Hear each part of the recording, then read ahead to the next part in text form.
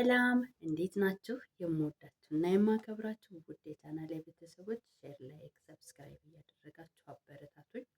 እንግዲህ በባለፈው የሆነች ላይ ቲክቶክ ላይ አይቼ እንደኛው ስደተኛ ነች እና ሹፌር ነበረች። ከዛም በኋላ እንግዲህ ያላትን ስራ በአንድም በሌላም እንግዲህ አይታወቅም፣ በጓደኛም በምናምን ይሆናል ስራ ታጣለች እና እያለቀሰች ነበር ያየኋት። አንዳንድ ጊዜ ያው እኛ ስደተኞች እዚህ ስንመጣ ምንድን ነው በእጃችን የያዝን ጊዜ ምንም አይመስለንም። ከእጃችን የሆነ ነገር ሲጠፋብን ነው በጣም የሚሰማን እና አያያዙን አንችልበትም። በጣም ብዙ ስደተኞች፣ ብዙ አረብ ሀገር ያለን ልጆች ሲኖረን ገንዘብ ማውጣት ሲኖረን ልብስ መግዛት ሲኖረን ለሰው መስጠት በጣም እንወዳለን። ይሄ ደግነት ነው እና ግን የሚያስጠላው ነገር እኛ የወደቅን ጊዜ የሚያግዘን የሚያነሳን አይዞሽ ለእኔ ብለሽ ነው የለፋሽው የሚለን አለመኖሩ ነው። በጣም ብዙ ልጆች ቅስማችን ተሰባብሮ የቀረው ማለት ነው። እና እንግዲህ እግዚአብሔር ትልልቅ ነገር ከፊታችሁ የሚያዘጋጅ ከሆነ ትልቅ ነው ብለን እኛ የምናስበውን እጃችን ላይ ያለው በጣም የሆነ በቃ አለ አይደለ ለእኛ ትልቅዬ ነው ብለን የምናስበውን ከእጃችን ላይ ሊወስድብን ይችላል። እና እንግዲህ እግዚአብሔር ትልቅ ነገር ካዘጋጀላችሁ ትንሹ ነገር ሲጠፋ ያን ጊዜ ደግሞ እኛ በቃ ብዙ ተስፋ እንቆርጣለን። በራሳችን ላይ የሆነ ነገር እንወስናለን። ምን አባቱና ከዚህ ህይወት በቃ ተንከራተትኩ፣ ለፋሁ፣ እኔ መቼም አያልፍልኝም ከዚህ ሁላ እንዲ በሞትስ በቃ ራሴን ባጠፋስ እንደዚህ በሆነስ ብለን እንላለን። እንዳትሉ የሆነ ማለት ሊነጋጋ ሲል የሆነ የሚመጣ ጨለማ አለ። ሌሊት ተነስተን ስለማናየው ነው እንጂ በተፈጥሮ እንኳን በዚህ ባለንበት ዓለም እንኳን ሊነጋ ወለል ሲል የሆነ የሚመጣ ጨለማ አለ። በህይወታችሁ ማንኛውንም ፈተና ሊመጣባችሁ ይችላል። ገንዘብ ሰርታችሁ በጣም ብዙ አመት ሰርተን ምንም ላይኖረን ይችላል። ቤት ላይኖረን ምንም የሚቆጠር ነገር ላይኖረን ይችላል። እግዚአብሔር ግን የማንም ባለ ዕዳ አይደለም።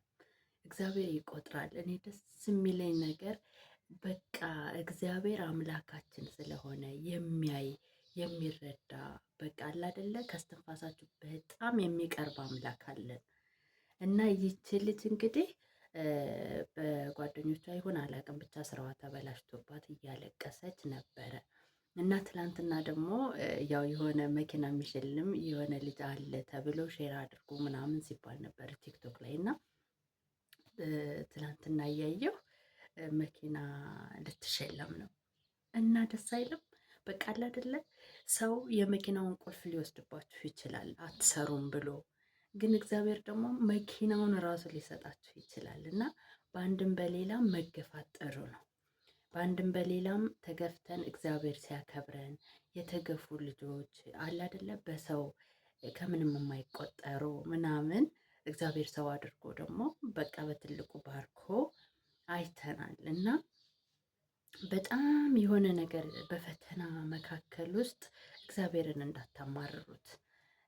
ለምን እንደው ታውቃላችሁ? መጽሐፍ ቅዱስ ላይ ኢዮብ የተባለ ሰው ነበረ እና የኢዮብን ታሪክ ማንም ሁሉም ሰው ነው የሚያውቀው። እና ኢዮብ እንግዲህ እግዚአብሔርን የሚፈራ በቅድስና የሚኖር በጣም ትሁት በጣም ደግ ሰው ነበር። እና አንድ ጊዜ የእግዚአብሔር ልጆች ይላል መጽሐፍ ቅዱስ እና እግዚአብሔር ጋር ቀረቡ እና ሰይጣንም ቀረበ። ከዛም በኋላ ምን አለ? ልጄን አየኸው ኢዮብን አየኸው እንዴ አለ። እግዚአብሔር እንድንታመንበት ይፈልጋል። የሆነ ነገር ከእጃችን ላይ ሲጠፋ እንድናማርረው ሳይሆን በቃ ነገ ሌላ ቀን ነው ብለን እግዚአብሔር እንድናመሰግነው ይፈልጋል። እና ሰይጣን ቀርቦ እግዚአብሔር አየኸው ኢዮብን ሲለው አዎ አይቼዋለሁ። እና ታዲያ እግዚአብሔርን እኔን ይፈራኛል እኔን ያከብረኛል ብሎ ሲል ውይ እግዚአብሔር የሚያከብርህማ ማነው? ኢዮብ አንተን የሚያከብርህማ እጁ ላይ ያለው ንብረት ልጆቹን ሁሉን ነገር አንተ ስለጠበክለት ነው፣ ጤናውን ስለጠበክለት ነው እንጂ ጤናውን ባትጠብቅ ልጆቹ የተጠበቁ ባይሆኑ ጤነኛ ባይሆን ኖሮ በቃ ይሰድብህ ነበረ አለው ሰይጣን። አያችሁ፣ ሰይጣን የሚፈልገው በጎደለን ነገር ላይ እግዚአብሔርን እንድንሰድበው ነው። የሞላልን ነገር ጊዜማ እናመሰግናለን ሁላችንም። ግን እግዚአብሔር ደግሞ ዋጋ የሚሰጠው ነገር በጎደለን ነገር ላይ እግዚአብሔርን ስናመሰግን፣ እግዚአብሔርን ስንባርከው አለ አይደለ? በቃ ከጎደለን በላይ ያለኝ ይበልጣል። እንደገና ሌላ ቀን አለ፣ እግዚአብሔር ይክሰኛል፣ እግዚአብሔር ይመስገን እንድንለው ነው የሚፈልገው እንጂ የሞላለትማ ማንም ያመሰግናል።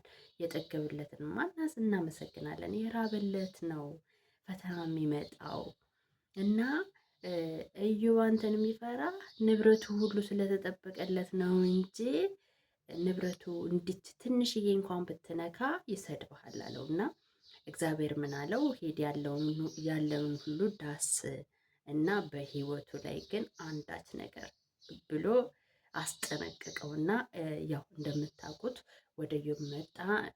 ልጆቹም ንብረቱም ያለው ነገር በሙሉ እንትን አለበት ማለት ነው።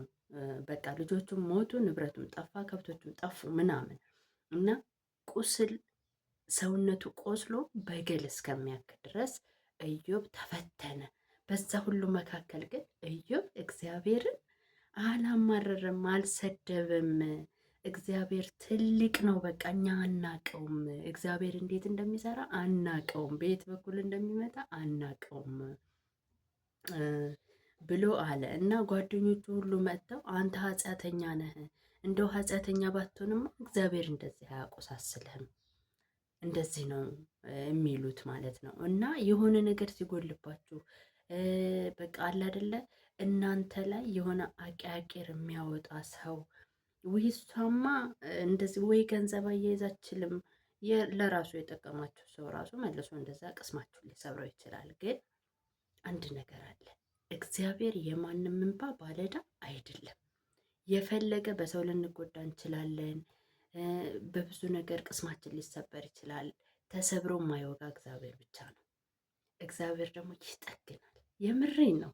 በዚህ ሁሉ መካከል በዚህ ሁሉ ፈተና ውስጥ የምታልፉ ልጆች ካላችሁ እግዚአብሔርን ታመኑት ወይ ደግሞ አላህን ታመኑት። በቃ አለ አይደለ እኛንን ስም ብዙ ያደረግን እንጂ አንድ አምላክ የሚያይ በእጆቹ የሰራን እግዚአብሔር አለ። ለእኛ የሚያስብልንን ሀሳብ እሱ ያውቃል። ለእናንተ የማስበውን ሀሳብ እኔ ያውቃለሁ። ፍጻሜው ደግሞ ደስ የሚል ነው። በቃ የሚያስደስት ነገር ነው እና ይቺ ልጅ እንግዲህ ልጆቹ ያሳጧት ወይ ደግሞ አለ አይደለ ወይ አሰሪዎቿ ያሳጧት ስራዋን ነው ወይ ደግሞ ሹፌር ስለነበረች የመኪናውን ቁልፍ ነው የወሰዱባት። እግዚአብሔር ደግሞ ከነ መኪናው ሰጣት። አይገርምም?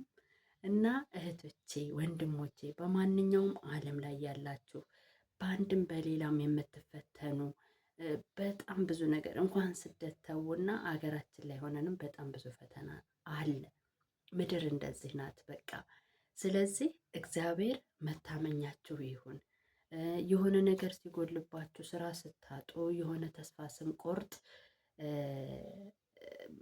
ምንም ቢሆን እግዚአብሔር ላይ ነው ተስፋ የማይቆረጠው። አንዳንድ ጊዜ ተስፋ ልንቆርጥ እንችላለን። እንዲህ በቃ እኔ ለፋሁኝ እንዴ መቼ ነው የምታየን ልንለው እንችላለን። እግዚአብሔርን የምንጠይቅበት መንገድ ይለያያል እንጂ እግዚአብሔር የእግዚአብሔር ልጆች ነን። መጠየቅ መብታችን ነው። አይደለም እግዚአብሔርን ተውና እንኳን ሰማይና ምድርን የፈጠረ አራዊትን የሚመግብ ተውና እንኳን ደካማው አላደል አባታችንን እንኳን አባታችን ሲኖርና አባታችን ሳይኖር እንኳን እኩል ኩራት አይሰማንም። አባታችን ሲኖር እንኮራለን። ስለዚህ የሚያኮራ አምላክ እስካለን ድረስ ተስፋ እንዳትቆርጡ። እግዚአብሔርን የምንጠይቅበት መንገድ ይለያያል እንጂ አባቴ እግዚአብሔር አምላክ ይህንን አድርግልን ብለን መጠየቅ እንችላለን። ስለዚህ ሰው የመኪና ቁልፍ ይነጥቃቸዋል፣ እግዚአብሔር ደግሞ መኪናውን ያስረክባቸዋል። እና በአንድም በሌላም ተስፋ መቁረጥ የለም። 5 ዓመት 6 ዓመት 10 ዓመት 9 ዓመት ምናምን በጣም ብዙ አረብ ሀገር ላይ ተንከራተናል። የኔን ህይወት እንኳን ብነግራችሁ ከ10 ዓመት ከ9 ዓመት በላይ ሰርቻለሁኝ። ግን የሌለኝን አልቆጥርም። እግዚአብሔር ዛሬም እንደገና ነገ ደግሞ ሌላ ቀን አለሁ። ዛሬ ደግሞ አቅም ሰጥቶ እጆቼ ሰርተው እግሮቼ ስለተራመዱ እግዚአብሔር ይመስገን። በጣም ስታመሰግኑ የሚጨመርላችሁ ነገር አለ። በገንዘብ ላትባረኩ ትችላላችሁ።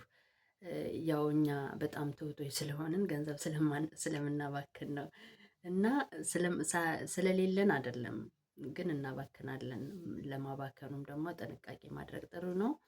አንዳንዴ በእጅ ያዙት ወርቅ ከመዳም ይቆጠራል። ስናጣው ነው የምንጸጸተው። እና ይህንን ልላችሁ ነው። እግዚአብሔር ያስባል፣ እግዚአብሔር ይክሳል።